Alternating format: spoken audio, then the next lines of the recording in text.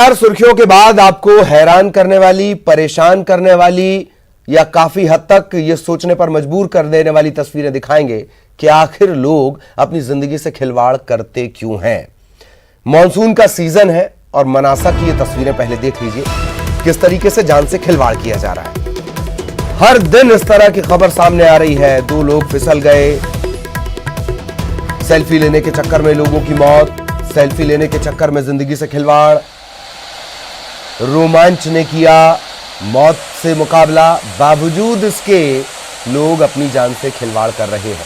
गौर से इन तस्वीरों को देखिए, ये तस्वीर सबकी जिंदगी से जुड़ी है, हर किसी की जिंदगी से जुड़ी है।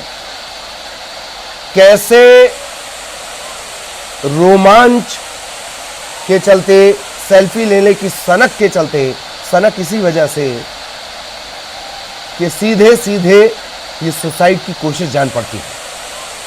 तस्वीरें देखिए, मनासा, नीमच के मनासा के झरनेश्वर महादेव में सैलानी जुटे हैं और महज एक सेल्फी के लिए ये लोग अपनी जान से खिलवाड़ कर रहे हैं। तो साफ देख सकते हैं आप, सेल्फी लेने के चक्कर में पानी के बीच तेज धारा में ये खड़े होते हैं, अपने और अपने साथियों की जान खतरे में डालते हैं। प्रशासन ने भी यहाँ सुरक्षा के इंतजाम नहीं किए। सेल्फी के चक्कर में लापरवाह बने लोगों को रोकने के लिए सुरक्षाकर्मी भी तैनात नहीं, और जाहिर तौर पर हर जगह सुरक्षाकर्मी तैनात नहीं किया जा सकता। अब याद कीजिए इंदौर की वो तस्वीरें, कुछ सालों पहले की तस्वीरें, किस तरीके से इंदौर में एक घटनाक्रम हुआ। तेजी से पानी का बहाव बढ़ा और 3 जिंदगियां मौत के मुंह में समा गई। यहां तो साफ नजर आ रहा है कि कुदरत अपने रौद्र रूप में है। सबसे पहले न्यूज़ 18 आपको ये परेशान कर देने वाली, सावधान करने वाली, सनक के बारे में जानकारी देने वाली, जिंदगी से खिलवाड़ करने वाली तस्वीरें दिखा रहा है। नीमच से सहयोगी मुस्तफा हमारे साथ जुड़े हुए हैं। मुस्तफा, पूरी जानकारी विस्तार से। जी ललित, ये जो जगह है जहाँ की तस्वीरें न्यूज़ 18 सबसे पहले दिखा रहा है, ये नीमच जिले के मनासा थाने के चोपड़ी गांव की, यहाँ पे झरनेश्वर महादेव एक जगह है जहाँ पे पानी का झरना गिरता है। इस समय पिछले 2 दिन से जो पश्चिमी मध्य प्रदेश में लगातार बारिश हो रही है, जिसके चलते झरना पूरे उफान पे है और बेहिसाब पानी झरने के अंदर आया। उसके बाद जैसे ही ये झरना तेजी से गिरना शुरू हुआ, यहाँ बड़ी संख्या में सैलानी मौके पे पहुंचे और जैसा कि तस्वीरों में हम देख पा रहे हैं कि किस तरह जानलेवा तरीके से लोग अपनी सेल्फियां ले रहे हैं। ये अलग बात है कि प्रशासन का कोई भी आदमी मौके पे भले मौजूद ना हो, लेकिन आम लोगों की भी ये बड़ी जवाबदारी और जिम्मेवारी है कि जब सामने साफ तौर पे नाचती हुई मौत नजर आ रही है, उसके बावजूद जो है लोग वहां पर जाके सेल्फी ले रहे हैं, अपने वीडियोस बना रहे हैं, उसको अब सोशल मीडिया पर अपलोड। पिछले साल बारिश के इन्हीं दिनों में नीमच अंचल में मौत के कई ऐसे हादसे आम लोगों ने देखे थे, तब भी लोगों ने सेल्फी लेने का ऐसा दुस्साहस किया था और उसके बाद अपनी जान गंवानी पड़ी थी। ये जो झरनेश्वर महादेव में कल और आज जिस तरह मेला लगा हुआ है, सैलानी बड़ी संख्या में वहां पहुंच रहे हैं और अपनी जान दांव पे लगा के जो सेल्फी ले रहे हैं। प्रशासन को भी चाहिए कि मौके पे इनके खिलाफ सख्त कार्रवाई करे, इनको रोके, पर इसके अलावा आम लोगों की जवाबदारी और जिम्मेवारी भी है कि वे सावधानी बरते। जी ललित, वाकई आम लोगों की जिम्मेदारी भी है मुस्तफा। और ये तस्वीरें सहसा, आप लगातार बने रहिएगा लाइन पर। ये तस्वीरें सहता, जैसे मैं जिक्र कर रहा हूं, पाताल पानी 2011 का ये घटनाक्रम है और तब ऐसा भी नहीं था कि कुदरत का ऐसा रौद्र रूप नजर आ रहा हो, इतनी तेजी से पानी का बहाव हो। 4 से 5 लोग एक परिवार के खड़े होकर सेल्फी ले रहे थे, फोटो ले रहे थे। अचानक से पानी का जो बहाव है वो बढ़ा और 4 लोग इस पानी में बह गए थे।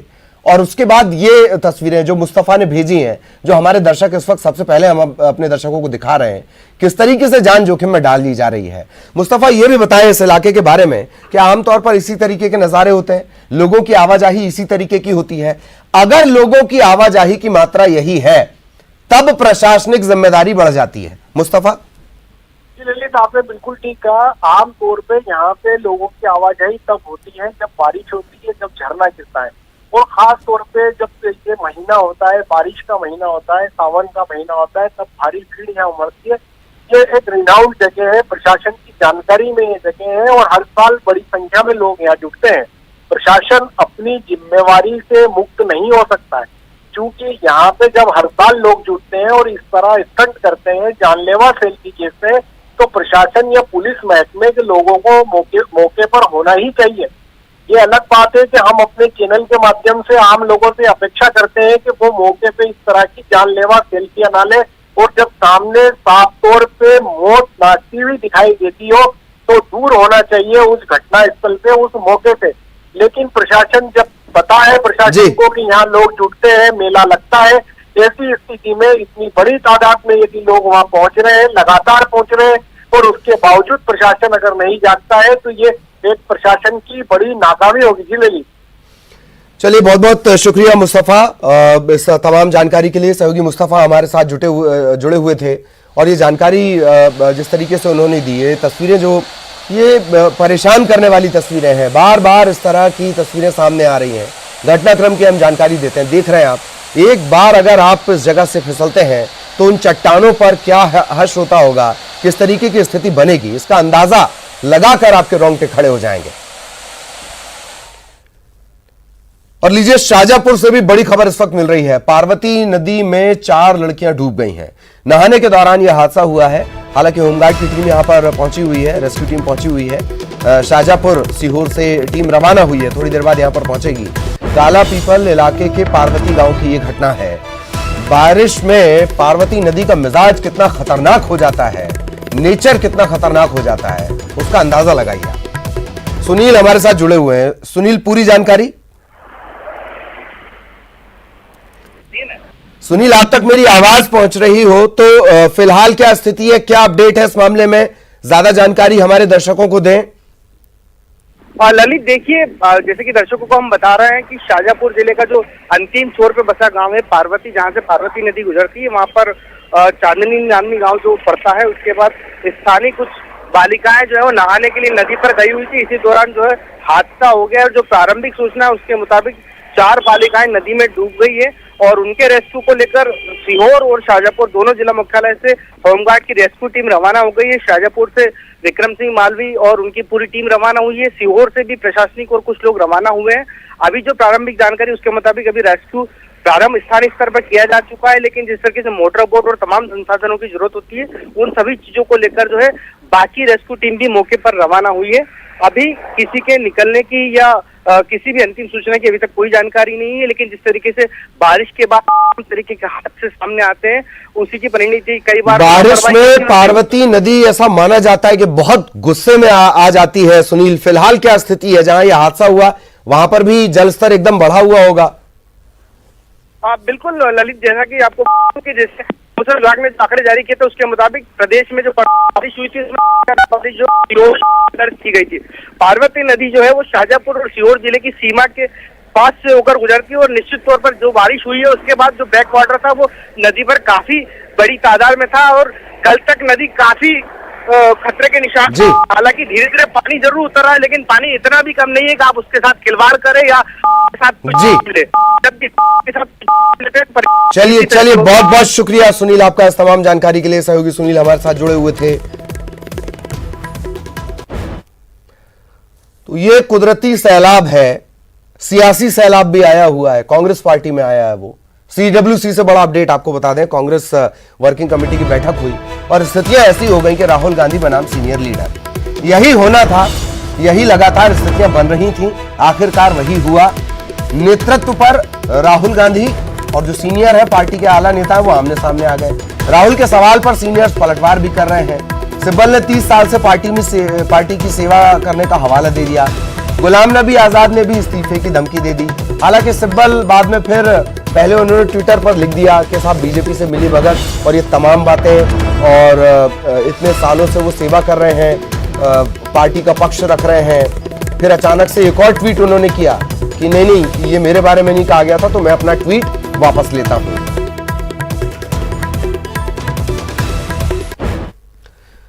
और अब आपको ग्राफिक्स के जरिए बताते हैं कि राहुल और सिब्बल ने क्या क्या कहा CWC की बैठक में। राहुल ने कहा कि चिट्ठी लिखने वाले बीजेपी समर्थक हैं, बीजेपी से मिलकर ये लोग काम कर रहे हैं। वहीं सिब्बल ने ट्वीट कर कहा, अच्छा ये जो चिट्ठी जिसका बार बार जिक्र आ रहा है, ये 23 बड़े नाम इस चिट्ठी में शामिल थे, हस्ताक्षर वगैरह इन्होंने किए थे। और पार्टी की दशा दिशा पर चिंता जता दी गई थी।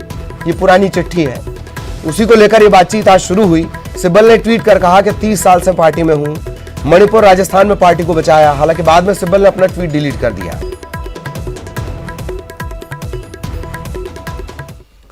तो कांग्रेस में नेतृत्व पर घमासान की स्थिति बननी थी और वही हुआ है। एक धड़ा गांधी परिवार के नेतृत्व के साथ है और दूसरा धड़ा सामूहिक नेतृत्व की मांग कर रहा है।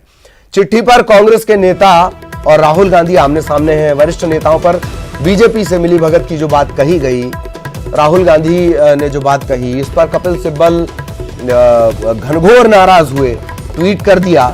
सिब्बल ने यह भी कहा कि राजस्थान से मणिपुर तक उन्होंने पार्टी को बचाया है।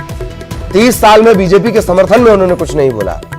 बीजेपी से मिलीभगत का आरोप अपमानजनक है। बाद में हालांकि उन्होंने बात हटा दी।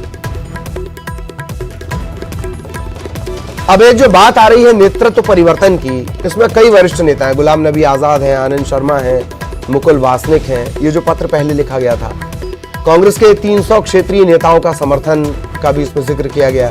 दिल्ली राजस्थान कांग्रेस ने इस पत्र का विरोध किया है। ये जो पहले पत्र लिखा गया है, ये सब पहले ही पत्र का अभी सारा सीन चल रहा है। इसके बाद और पत्र आ गए हैं। प्रदेश अध्यक्षों ने पत्र भेज दिए, सांसदों ने पत्र भेज दिए, मुख्यमंत्रियों ने पत्र भेज दिए, वो बाद में आएंगे। ये अभी पुराने ही पत्र का हवाला चल रहा है सारा।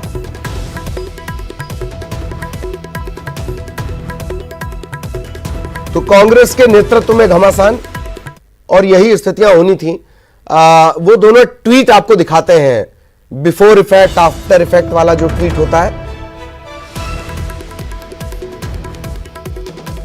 तो पहले ये लंबा चौड़ा ट्वीट किया गया, एक तरफ देख रहे हैं आप पहले का ट्वीट जिसमें लिखा गया 30 सालों से वो पार्टी के लिए ये सब बातें कर रहे हैं, कभी बीजेपी के सपोर्ट में उन्होंने कोई बात नहीं की।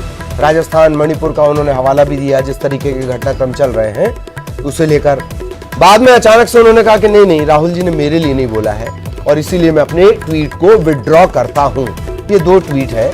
नाराजगी वाले ट्वीट में आप देख सकते हैं औसत 6 से 8 लाइन लिखी गई है और जिसमें नाराजगी नहीं होने का हवाला दिया गया उसमें 2.5 लाइन में सारी बात कह दी गई है। लाइनों से भी बहुत सारी चीज सियासत में समझ आ जाती है। कांग्रेस में घमासान, उसकी ये दो तस्वीरें, पहले का ट्वीट, बाद का ट्वीट। कपिल सिब्बल तो सीधे सोशल मीडिया पर आ गए, गुलाम नबी आजाद सोशल मीडिया पर नहीं आए, पर नाराज वो भी बताए जा रहे हैं। इस्तीफे वगैरह की धमकी उन्होंने दे दी। और यह भी कहा कपिल सिब्बल ने कि राहुल गांधी ने यह कहा है कि बीजेपी के साथ हम मिलीभगत का काम कर रहे हैं। फिर वही बात हम दोहरा रहे हैं। अब स्पष्ट हम आपको बताते हैं कि क्या उन्होंने कहा है। ट्वीट बड़ा छोटा था। पार्टी को बचाया है राजस्थान में, 30 साल से वो पार्टी में है, बावजूद इसके हम बीजेपी के साथ मिले हुए, क्वेश्चन मार्क। वो एक सवालिया निशान लगा रहे। और जैसा कि हमने बताया कि ये करीब 7 से 8 लाइन उन्होंने लिखी थी। ये पहला ट्वीट है, गुस्से वाला ट्वीट। उसके बाद सफाई वाला ट्वीट भी है, उन्होंने डिलीट कर दिया। ये दूसरा ट्वीट है। बवाल मचने के बाद कपिल सिब्बल ने दोबारा ट्वीट कर सफाई दी, लिखा कि राहुल गांधी ने व्यक्तिगत तौर पर उन्होंने कभी ये नहीं कहा है, इसीलिए मैं अपने पुराने ट्वीट को वापस लेता हूं। लेकिन सोशल मीडिया है, ट्वीट कर देने और उसे वापस लेने के बीच जितना संभावित बवाल होना था, जितना पार्टी को नुकसान होना था, वो इस ट्वीट के जरिए हो गया।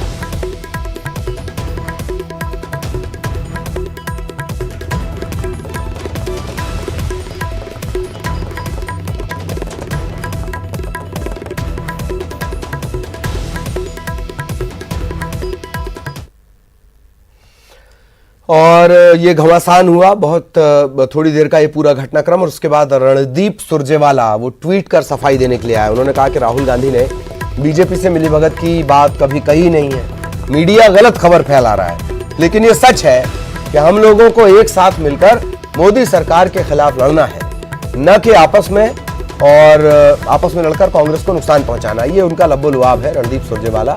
जब ये स्थितियां इस हद तक सामने आ गई सोशल मीडिया के जरिए, तब उन्होंने ये बात कही है।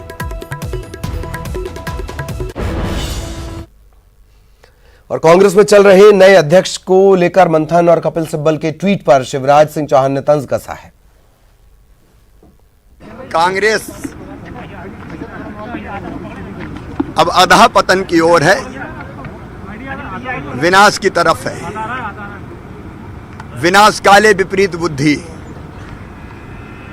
अगर कांग्रेस में कोई सच बात कहता है तो आरोप लगा दिया जाता है कि ये तो भारतीय जनता पार्टी से मिले हैं। गुलाम नबी आजाद और कपिल सिब्बल जैसे नेता, 25 नेता चिट्ठी लिखते हैं कि कांग्रेस को पूर्णकालिक अध्यक्ष चाहिए। उस चिट्ठी पर विचार करने के बजाय उनके नेता कह देते हैं, युवराज, कि ये तो भाजपा से मिले हुए हैं। यहां सिंधिया जी ने आवाज उठाई तो बोली ये भी भाजपा से मिले हुए हैं। अब ऐसी पार्टी जो सच सुन नहीं सकती, सच बोलने वालों को गद्दार कहती है, तलवा चाटने वालों को वफादार कहती है, उस पार्टी को कोई नहीं बचा सकता। और कांग्रेस विधायकों को लेकर मंत्री भूपेंद्र सिंह ने भी बड़ा बयान दिया कि कांग्रेस के कई विधायक बीजेपी में आना चाहते हैं, जो जुड़ना चाहते हैं उनका बीजेपी में स्वागत है। कांग्रेस के राष्ट्रीय अध्यक्ष को लेकर मंत्री भूपेंद्र सिंह बोले, देश में सोनिया और राहुल का नेतृत्व किसी को स्वीकार नहीं है। गांधी परिवार पद छोड़ने को तैयार नहीं है, इसीलिए कांग्रेस में बिखराव हो रहा है। लेकिन सबका वेलकम उन्होंने अपनी पार्टी में कर लिया है। एक तरफ वो बोल रहे हैं कि कई विधायक जुड़ना चाहते हैं, फिर वो कह रहे हैं कि जो जुड़ना चाहते हैं वो स्वीकार है, उनका स्वागत है।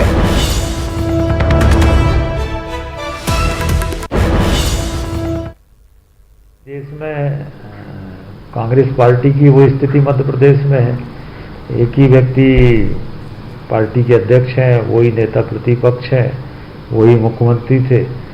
यहाँ पर भी एक ही परिवार तक पार्टी सीमित है, दिल्ली में भी एक ही परिवार तक पार्टी सीमित है। और इस बुलेटिन में इतना ही। नमस्कार।